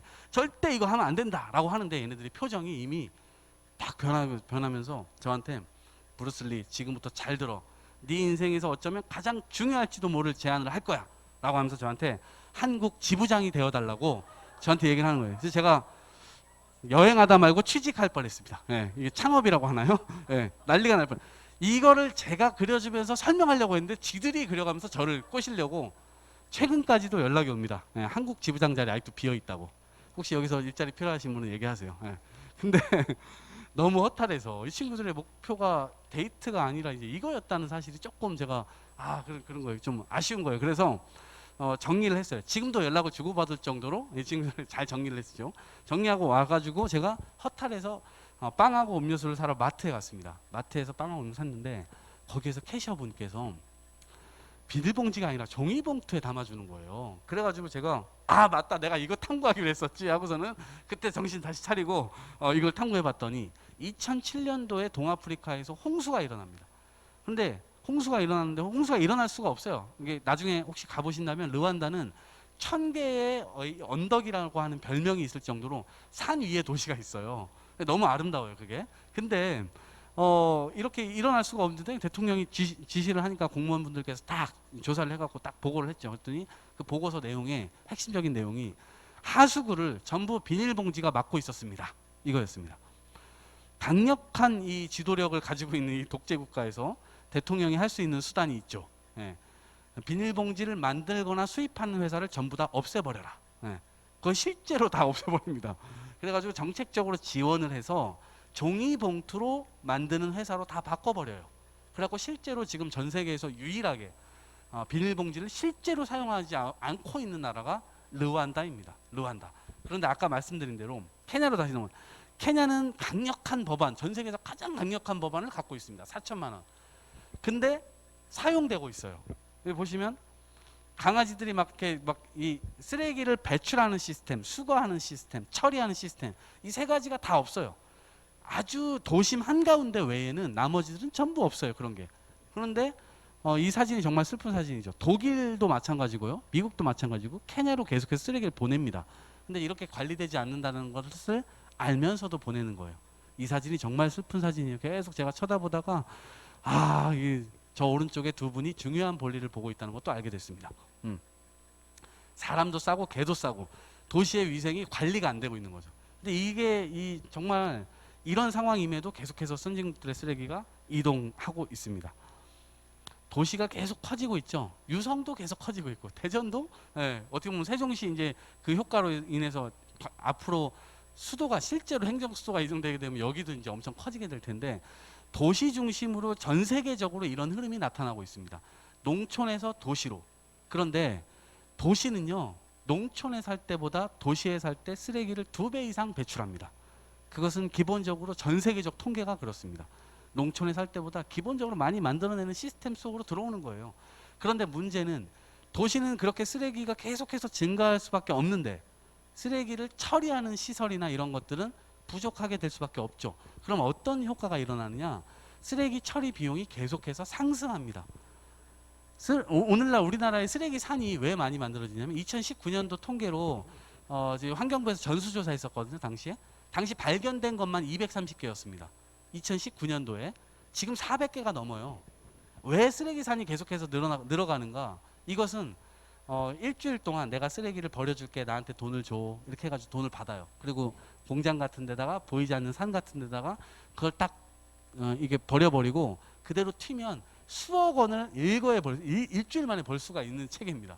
왜냐하면 쓰레기 처리 비용이 그만큼 비싸니까. 그래서 계속해서 그걸 회피하게 될 가능성이 크다. 그러면 우리가 환경기초시설, 소각장이나 뭐 매립장 이런 것들을 계속해서 거부하게 되는 대가로 미래 세대에게 쓰레기 산과 쓰레기 섬을 물려주게 되는 거죠. 플라스틱 생산량 자체입니다. 이게 1950년도에부터 본격적으로 플라스틱이 생산되기 시작했는데 실제적인 본격적으로 생산된 건 2000년대에 들어와서입니다. 그 이전에 생산됐던 거의 2배 이상을 2000년대 이후에 생산하기 시작했어요. 플라스틱 생산량이 아까 말씀드린 대로 10개 중에 현재 사용되고 있는 90억 톤 정도가 현재까지 나왔는데 90억 톤이 이 10개가 생산된 걸로 설명해 볼게요. 10개 중에 3개가 사용되고 있고 10개 중에 하나가 재활용. 나머지 투기와 담부, 매립으로 가 있다. 지구 전체 어딘가에 묻히거나 땅속으로 제대로 처리되지 못하는 건 땅속으로 혹은 바다로 가게 되는 현실이 있는 겁니다. 최고의 발명품이 최악의 발명품이 되었죠. 한국에 와봤습니다. 제가 여행을 딱 돌고 한국에 와봤어요. 한국의 쓰레기 산을 제가 찾아다니기 시작합니다. 매립지도 가고요. 쓰레기 소각장도 가고요. 여러 갈등들이 있는 곳으로 갑니다. 나주 저 SRF 열병합발전소 무슨 갈등 있는 곳, 소각장을 지어야 되는데 못 짓고 있는 곳들, 선별장 이런 데들 다 찾아다니면서 도대체 한국에서는 쓰레기가 어떻게 돌아가고 있는지를 봅니다. 한국 역시도 합법적으로 이렇게 쌓여가고 있었습니다. 쌓여가고 있는 상황입니다. 한라봉 시켜 먹어봤어요. 전부 쓰레기가 오죠. 장례식장 많이 가보셨죠? 장례식장이 전부 일회용 사용되고 있습니다. 일회용이 어마어마하게 사용되고 있고 이렇게 일회용, 이미 우리 생활은 그냥 일회용으로 전부 다 되어 있습니다. 생산되는 플라스틱의 50% 이상은 단 한 번 사용되고 버려질 목적으로 만들어집니다. 지금 오늘날 체계가 그렇습니다. 배달 마찬가지고요. 저도 이제 대전에서 초중고를 나왔습니다. 그 대전 국립현충원에 저희 아버지가 이렇게 묻혀 계신데 여행을 떠나기 전에는 늘 이렇게 조화꽃을 사들고 갔습니다. 조화꽃을 사들고 추모를 하고, 그런데 지금은 제가 여행을 갔다 와서는 더 이상 이 조화꽃을 사가지 않습니다. 왜 쓰레기를 발생시키는 방식으로 우리가 추모하는가? 이게 매달 대전 현충원에서 나오는 이 조화꽃 쓰레기가 30톤씩 나옵니다. 지금 그나마 코로나 때문에 조금 사람들이 덜 가니까 그게 조금 더 줄어들었는데, 왜 쓰레기를 발생시키는 방식으로 우리가 추모하고 있는가? 그렇지 않은 방식으로 바꾸는 것 굉장히 필요한 일이죠. 이게 지금 꽃 부분은 플라스틱에서 따로 떼서 소각장 보냅니다. 그리고 줄기 있죠. 이 줄기는 이 소각장으로도 못 보내요. 이게 철사기 때문에 매립합니다. 왜 이렇게 해야 될까요? 네. 아파트 단지는 그나마 이렇게 분리배출 처리 이런 시스템이 되어 있습니다. 근데 통계가요, 70% 정도만 재활용이 가능합니다. 30%는 아파트 단지 주민들이 그렇게 열심히 버리는데도 30%는 잔재물로 다시 처리돼요. 잔재물이라는 건 소각장이나 매립장으로 가는 걸 얘기합니다. 주택가는 더 심해요. 그 반대입니다. 그래서 주택가가 많은 도시들은 쓰레기 처리 비용이 계속해서 올라갈 수밖에 없어요. 왜냐하면 이렇게 아파트 단지는 쓰레기를 버리는 곳이 공간이 그나마도 조성이 되어 있는 겁니다. 주택가는 이런 걸 조성하려고 하면 상당히 힘들어요. 내 집 앞에 쓰레기통은 안 된다부터 시작해가지고 엄청, 이것도 마찬가지에 이 논점이 있는 거, 쟁점이 있는 거죠. 근데 주택가는 반대예요. 70% 30% 버려진다 했잖아요. 아파트는. 주택가는 70%가 버려집니다. 거기서 살릴 수 있을 만한 게 30% 정도밖에 안 됩니다. 그래서 주택가 쓰레기도 상당히 단기적으로 지금 급한 이슈다. 쓰레기들이 계속해서 버려지고 있는 현실이 있고요. 네. 그래서 이 쓰레기들이 계속 쌓여가고 있는데, 수도권뿐만 아니라 이 지역에 이 쓰레기의 지속 가능한 처리를 두고 전부 다 포화 상태에 지금 빠져 있는 상황입니다. 아마 여기 공무원분들도 와 계시지만 아마 골머리를 앓고 계실 거예요. 네. 네, 골머리를 앓고 계실 겁니다. 내가 임기 때 그래도 내가 이 직에 있는 동안 유성구가 조금 더 지속 가능한 쓰레기 처리 방안을 내가 만들어 놓고 나가고 싶어도 실제적으로 이 발생하는 속도를, 처리하는 속도가 따라가지 못하는 거예요. 네. 이 문제는 공무원들에게만 맡겨놔서는 해결책이 안 됩니다. 대부분의 나라가 지금 다 그렇게 하고 있어요. 근데 신이에요? 신이 아닌데 이걸 어떻게 다 처리합니까? 이 주민들 모두가 함께 나서서 으쌰으쌰 해도 해결할 수 있을까 말까요? 이 환경교육이라고 하는 게 굉장히 중요하죠. 자, 지금부터는 대안에 대해서 간단하게 말씀드리고, 혹시라도 질문이 있으면 질문 받고 끝내도록 할게요. 오스트리아 비엔나에 가봤어요. 오스트리아 비엔나도 상당히 많은 사람들이 가는 곳인데, 이 비엔나에 가보니까 저 멀리서 굉장히 궁전 같은 아름다운 건물이 있는 거예요. 그래서 뭐지 하고서 가까이 가봤습니다. 근데 가까이 가도 뭔지 모르겠는 거예요. 어린이 실내 놀이터인가? 이런 생각을 딱 했는데 지구촌장에다 안내해라 해가지고 딱 안으로 들어가 봤죠. 근데 안으로 들어가 보니까 이게 소각장이었어요. 도시 한가운데 저렇게 아름다운 건물이 있기도 신기하지만 그 건물이 소각장이라는 사실에 좀 놀랐어요. 가가지고 제가 두 가지 질문을 던집니다. 하나, 악취가 안 나나요? 주변으로부터 악취 민원 이런 거 안 들어오나요? 안 들어온답니다. 악취가 안 나요. 왜? 음압시설을 복도마다 다 설치해놨더라고요. 그래가지고 음압시설이라는 게 뭐냐면 이 냄새와 연기를 빨아들이는 시설입니다. 우리가 고깃집에 가면 연기 빨아들이는 시설 있잖아요. 그거를 그래서 창문이 열려 있으면 공기가 바깥에 있는 공기가 안으로 빨려 들어올 정도입니다. 안에 있는 공기가 바깥으로 못 나와요. 안에 있는 공기가 나가면 악취가 주변에 살면 날 거 아니에요. 근데 그렇지가 않은 거죠. 밖에 있는 공기가 안으로 빨려 들어올 돼 있고 유해가스가 얼마나 나오면 사람들은 이거 이 나쁜 이 연기도 막 나오고 막 이러는 거 아닙니까? 건강에 위협이 있는 거 아니에요? 이런 질문을 던졌죠. 그랬더니 친구들이 그렇지 않다. 예를 들면 다이옥신의 경우 유럽 평균 기준치가 배출 기준치가 0.1 나노그램입니다. 근데 얘네가 이거보다 10분의 1 이하로 기술적으로 그걸 관리합니다. 그래서 실제로 해로운 정도까지 올라가지도 않고 만약에 올라간다면 이 소각장을 멈춰야 됩니다. 실제로 이 소각장은 하루만 멈춰도 엄청난 손해가 일어나요. 운영하는 측의 입장에서는. 그러니까 이거를 멈추지 않기 위해서라도 이거를 잘 운영할 수밖에 없죠. 쓰레기 소각장을 이렇게 아름답게 지어놓으니까 1년에 연간 여기에 50만 명 이상의 관광객들이 몰려듭니다. 주변 상권이 살아나고요. 근데 제가 이 사람들 말만 믿을 수가 없잖아요. 그래서 제가 주변에 살고 있는 사람들, 상권 이런 사람들을 인터뷰를 합니다. 주민들을 인터뷰를 해요. 인터뷰를 해보니까 이렇게 나쁜 건물이 자기 집 옆에 있는데 이거 어떡하냐 물어봤더니 이게 왜 나쁜 건물이라고 얘기하냐, 우리가 저 건물을 얼마나 사랑하는데, 이렇게 얘기를 하는 거예요. 왜 그런가를 봤더니 쓰레기 소각장이 천도의 열을 그대로 유지하고 있는 곳입니다. 천도의 열을 유지하기 위해서는 여러 가지 연료들이 포함되는데 여기에서 쓰레기가 그 자체로 연료가 되는 거예요. 쓰레기는 왜냐하면 고체지만 이걸 다시 녹이면 액체가 되는데 그 액체의 질은 석유잖아요. 그러니까 석유를 투입해서 그 천도의 열을 유지하는 건데, 천도의 열이 이 건물에만 있는 게 아니라 여기에서 물을 끓입니다. 그래서 난방수를 만들어내요. 뜨거운 물. 그걸 도시 이 주변에 사는 사람들한테 난방, 그 다음에 급탕, 뜨거운 물, 그 다음에 열 에너지를 전기 에너지로 변환시킵니다. 그래서 전기까지 해서 주변에 쓰레기 소각장 주변에 6만 가구에 이걸 보급해요.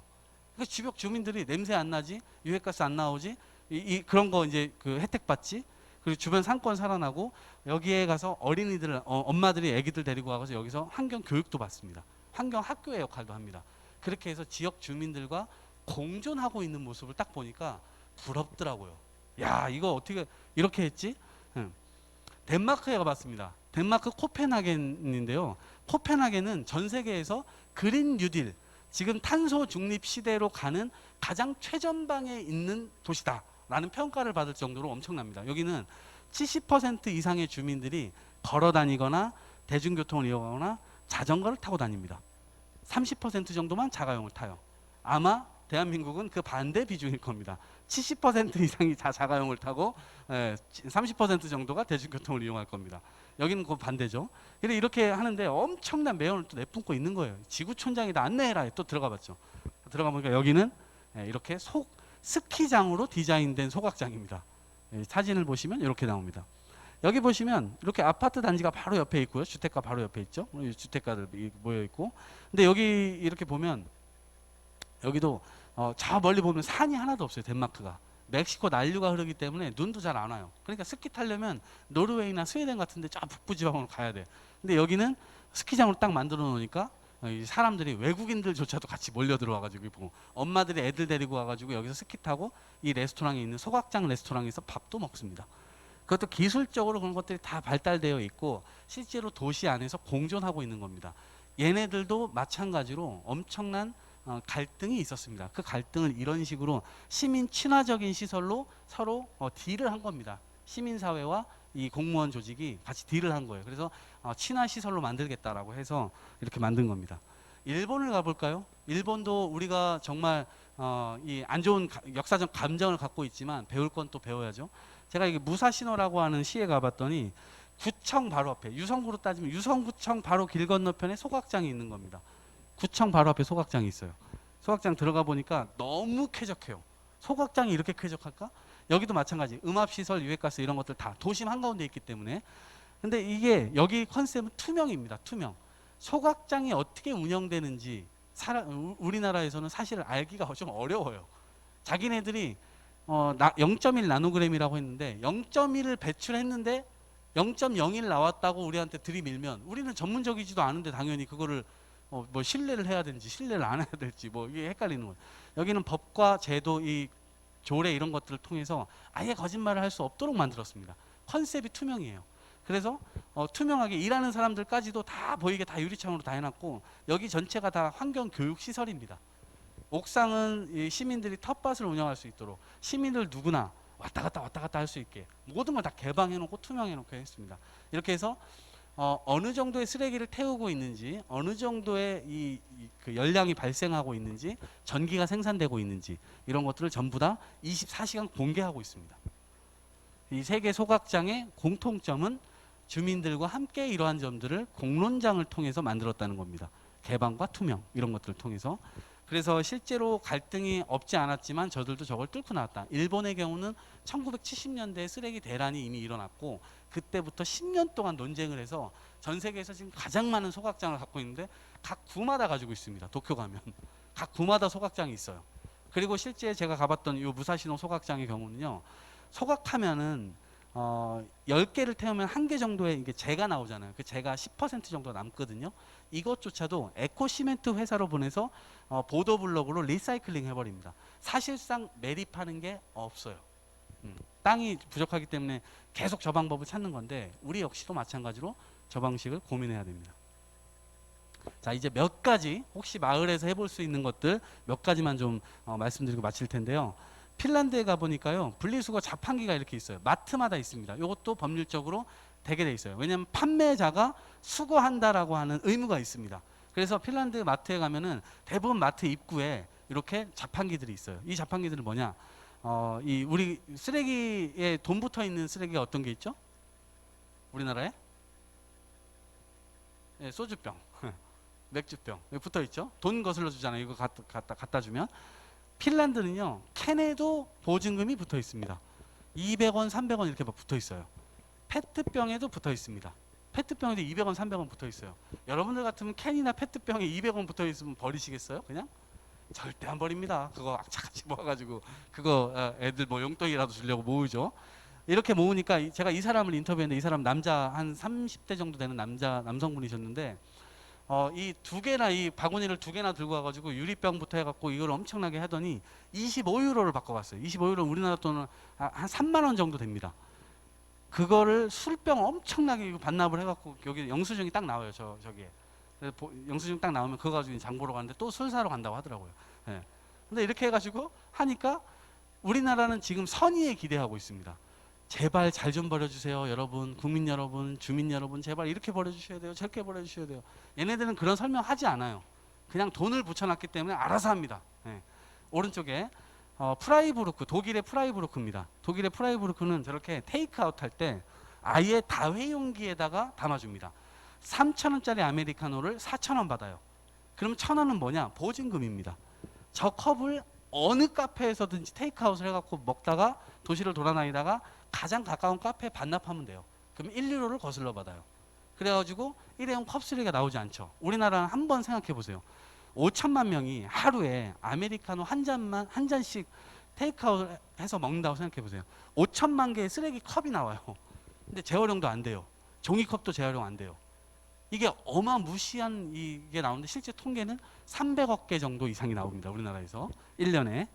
그거를 줄이기 위해서 내년도에 2022년도 6월 달부터 일회용 컵 보증금제를 실시하는데 사실은 그것도 지금 국가적으로 준비를 하고 있지만 저는 이렇게 대한민국 컵 모델로 가야 된다.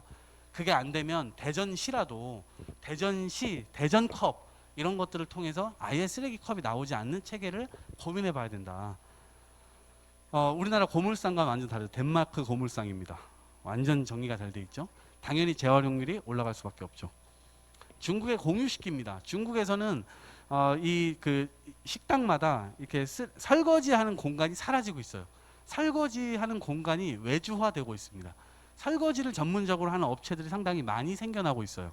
그래가지고 실제로 손님들이 먹고 가면은 그 상자에다가 이거를 차곡차곡 쌓아 놓습니다. 그러면은 설거지 업체에서 가져와요. 지금 우리나라가 고깃집에 가면 고기 불판이 그렇게 하고 있거든요. 고깃집에서 실제 고기 불판 닦지 않습니다. 고기 불판만 전문적으로 세척해 주는 업체가 있어요.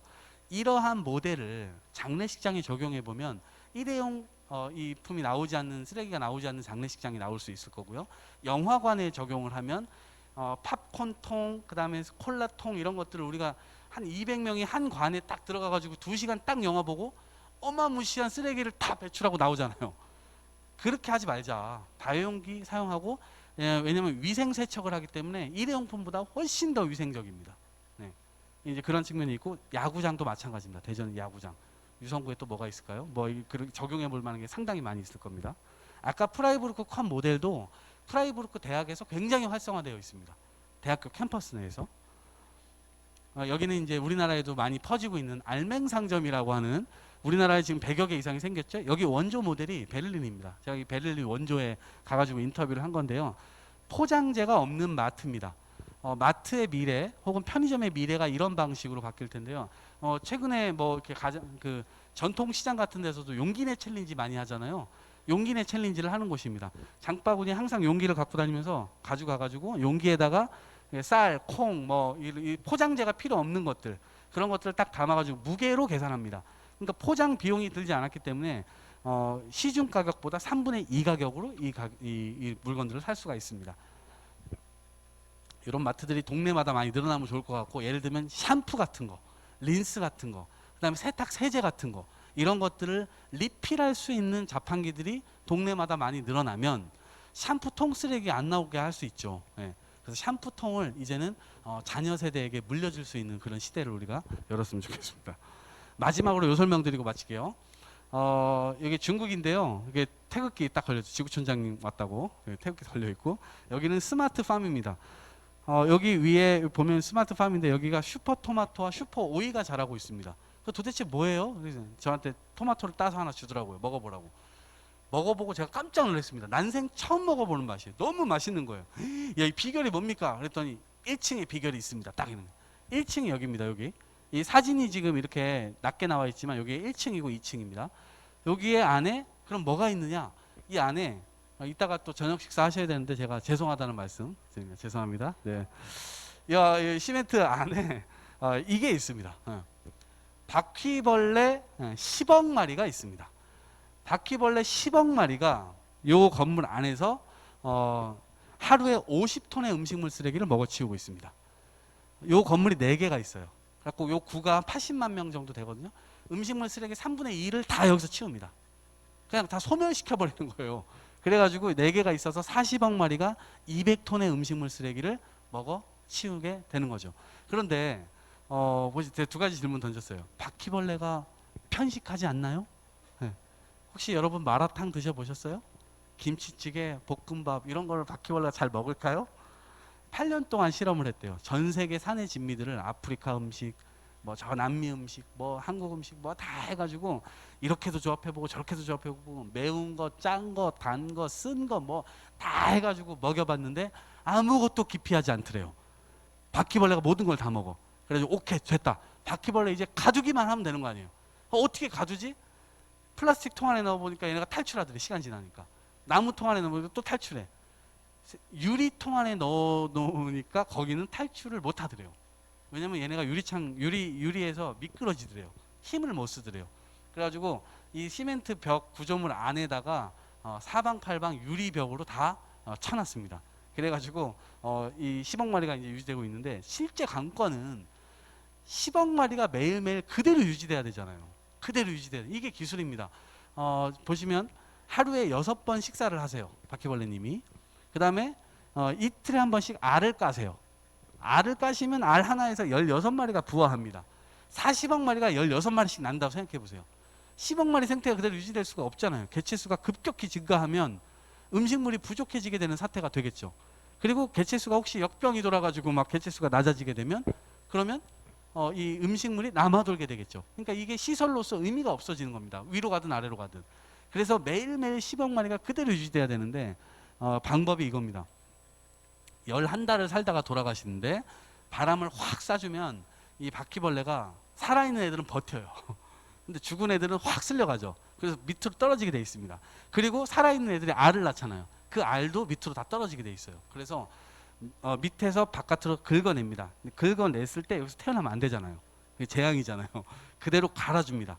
그대로 갈아가지고 이 스마트 팜에다가 세계 최고의 퇴비를 뿌려주는 겁니다. 바퀴벌레 퇴비. 바퀴벌레 토마토가 그렇게 맛있어요. 그리고 난 다음에 엄청나잖아요. 40억 마리가 이렇게 만들어내고 사체부터 해서 알까지 어마어마하게 나오잖아요.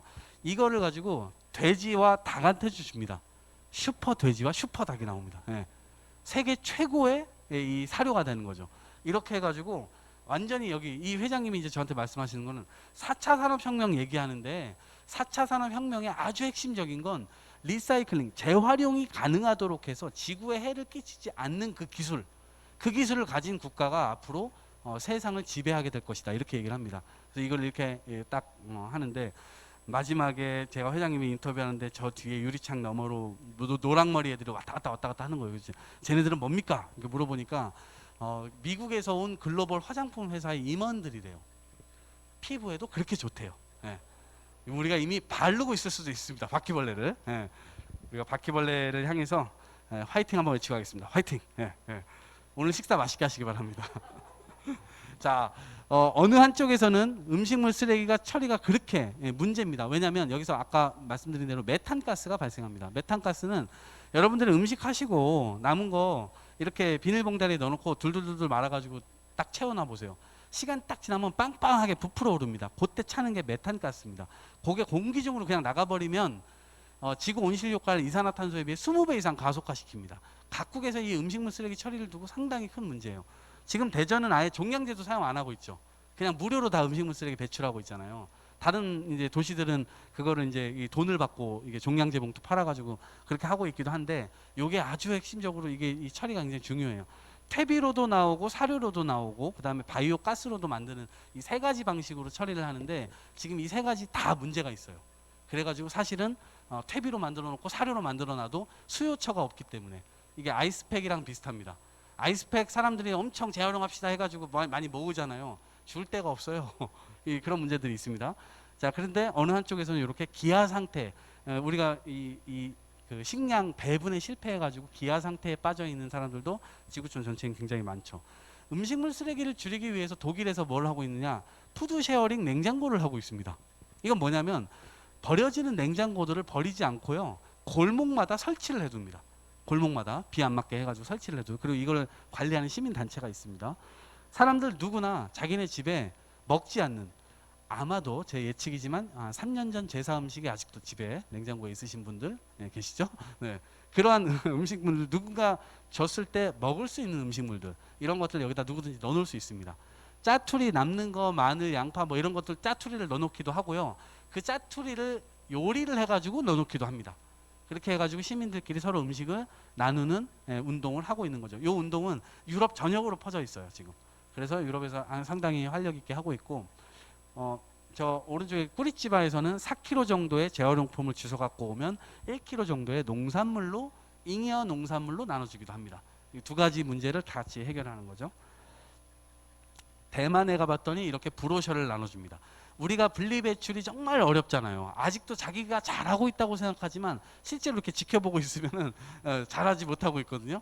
이거를 시민들에게 어떻게 분리배출을 해야 되는지를 그림으로 편리하게 설명해서, 쉽게 설명해서 정리해 주는 거죠. 유성구도 아마 하고 있는 것으로 알고 있지만 부산 진구에서 이렇게 골목가 쓰레기, 그냥 놔뒀으면 엄청난 쓰레기 양의 증가로 이루어졌을 쓰레기들인데, 이렇게 재활용 정거장을 통해서 골목가 쓰레기들에서도 살리는 비율이 점점 높아지도록 만드는 거죠. 그래서 부산 진구에서 아주 성공적으로 이게 하고 있어요. 각 동마다 25개의 재활용 정거장이 50m 간격으로 매주 화요일, 목요일 4시부터 8시에 딱 놓여집니다. 처음에는 시민들이 자기가 원래 버리던 전봇대에다 버리고 싶고, 자기 원래 집 앞 문 앞 배출이어가지고 자기 문 앞에 그냥 배출하고 싶은데, 니들이 뭔데 여기 와서 우리 동네에서 이걸 하고 있어? 막 이렇게 싸움이 되다가 한두 달 지나고 나서부터는 커뮤니티가 살아나기 시작합니다. 서로 안부를 물어봐주고 서로 경쟁이 붙어요. 더 많은 걸 더 질 좋게 더 깨끗하게 가지고 나오려고 서로가. 예, 그렇게 해서 서로 안부도 물어봐 주면서 동네 골목에 이제 커뮤니티가 좀 살아나고, 요 분이 이제 여기로 따지면 바르게 살기 뭐 연합 회장님 이 정도 돼요. 이분도 이제 뭐 유리 관련된 사업을 동네에서 하시는 분인데 돈을 받거나 그러지도 않습니다. 그냥 진짜 동네를 위해서 이 뒤에서 아주머니 혼자서 이런 일을 하실 때 이런 분들이 딱 돌아다니면서 관변단체의 장 이런 분들이 돌아다니면서 힘을 엄청 실어주세요. 아, 잘하고 계십니다. 뭐 대단하십니다. 이러면서 이게 뭐 아줌마 이렇게 버리시면 안 돼 하면서 막 옆에서 막 그렇게 분위기도 잡아주시고 이러면서 그 동네 커뮤니티를 완전히 살리는 케이스로 설명을 드렸습니다. 6가지로 이제 정리를 해보도록 하겠습니다. 발생 억제, 애초부터 많이 발생되는 시스템입니다. 지금은. 근데 그거를 줄이려면 우리가 어떻게 해야 될까? 애초부터 발생이 억제되는 체계로 가야죠. 그래서 기업에서 처음부터 디자인할 때부터 나는 판매만 할 거야 까지만 생각하면 안 돼요. 기업은 나중에 어떻게 처리될지까지 전부 다 고려해서 물건을 만들어야죠. 그게 이제 기업에서 당연히 해야 될 일이고요. 그 다음에 복합 재질 이 플라스틱으로 만들게 되면 당연히 재활용의 품질이 낮아질 수밖에 없습니다. 다운사이클링밖에 안 되는 거예요. 그러니까 재질을 통일하기 위한 노력이 필요하다. 그리고 일회용 경제가 아니라 재사용 경제, 다회용 경제로 빠르게 우리 사회가 움직여야 된다. 사실은 옛날에 그랬잖아요. 우리 짜장면 시켜 먹으면 전부 다 그렇게 다회용기 이용하고 했는데 어느 순간 지금 전부 다 일회용품 쓰고 있죠. 위생적이라는 오해가 있습니다. 일회용품이 위생적이다. 오해입니다. 그리고 일회용 경제가 일회용을 불가피하게 사용할 수밖에 없다면 재활용을 열심히 할 수 있도록 하자. 그나마 나온 것들을 할 수 있도록 하고, 그 다음에 소각장과 매립장은 도시의 화장실이다. 화장실 없이 계속해서 분리 배출만 계속 하면은 이게 갈 데가 없다. 결국에는 어딘가에 버려지거나 그냥 쓰레기 섬이 되는 것이다. 그래서 공존 가능한 친환경적 시설로 공존 가능한 현대 기술로 충분히 가능한, 그리고 시민들도 사랑할 수 있는 시설로 소각장과 매립장을 보자. 나중에 혹시라도 기회가 되신다면 하남시에 있는 유니온 파크가 있습니다. 소각장이 바로 아파트 단지 옆에 있습니다. 근데 소각장이 들어서면서 그 아파트 단지의 집값이 떨어졌을까요? 올라갔을까요? 그 도시에서 가장 비쌉니다. 그리고 그 옆에 소각장 옆에는 하남 스타필드도 있어요. 이 동네가 아주 핫플레이스가 됩니다. 소각장이 있음에도 불구하고 연간 40만 명 이상의 관광객이 여기를 찾고 있습니다. 그리고 매립장은요, 남양주에 에코랜드라고 하는 매립장이 있습니다. 거기에는 이제 축구장도 있고요, 족구장도 만들어놨고 소각한 재만 묻는 매립장이에요. 지금 우리나라는 아주 야만적으로 묻고 있습니다. 종량제 봉투 채로 땅에 묻고 있어요. 그러다 보니까 실제로 이거는 선진적이지 않은 아주 야만적 방식이에요. 그리고 그나마 선진적인 건 거기에다가 빵꾸를 다 뚫어놔가지고 거기에서 나오는 가스를 포집해가지고 에너지로 이제 우리가 쓰고 있는 그 부분은 선진적이지만 실제로 이렇게 직매립이라고 하는 직접적으로 쓰레기를 매립하는 방식은 후진국에서 많이 하는 방식입니다. 우리나라는 이제 2025년도 이후에 수도권에서는 직매립이 금지되어 있어요. 그래서 소각한 재만 묻도록 되어 있습니다. 그래서 10개를 묻을 걸 아까 얘기하면 소각한 재면 10%로 줄어든다고 했잖아요. 그러니까 매립지를 조금 더 사용할 수도 있게 되고 친환경적으로 매립할 수도 있게 되는 거죠. 아마 대전은 2030년 이후부터는 직매립을 불가능하기 때문에 그거에 대한 준비가 현재 돼야 될 겁니다. 그래서 소각장과 매립장도 도심 속에서 같이 공존할 수 있는 시설로 가야 된다. 그래서 지구를 위한 이 장도에 여러분들이 함께 해주시기를 바라겠고요. 유성구가 어쨌거나 좀 이런 것들을 의회에서든 아니면 행정부에서든 이런 것들을 좀 선도해서 다른 도시들이 유성구 정책 좀 같이 견학을 하러 오고 시민들이 이런 거 한다더라 저런 거 한다더라 이런 환경 관련된 이슈로 유명해지는 도시가 되었으면 좋겠습니다. 제 강연은 여기에서 마치도록 하겠습니다. 고맙습니다. 혹시 질문이 있으실까요? 혹시 뭐 더 정보가 궁금하신 분들은 요거 이제 QR 코드니까요. 쓰레기센터 저희 홈페이지거든요. 궁금하신 거 있으면 여기 보시면 되고요. 혹시 궁금하신 점 있으실까요? 네. 거의 완벽했죠. 네. 거의 완벽했어요. 네. 네. 네. 그러면 여기에서 마쳐도 될까요? 네. 네. 네. 고맙습니다. 네. 네, 강의 재밌게 잘 들으셨나요? 네, 좋은 강의 해주신 이동호 대표님께 다시 한번 큰 박수 부탁드립니다. 예, 이것으로 오늘 행사는 마치도록 하겠습니다. 아까 보니까 그 쓰레기책 갖고 오신 분들 계신데 혹시 저자 사인 받으실 분들은 네, 또 여기 가서 받으시면 될 것 같습니다. 수고하셨습니다.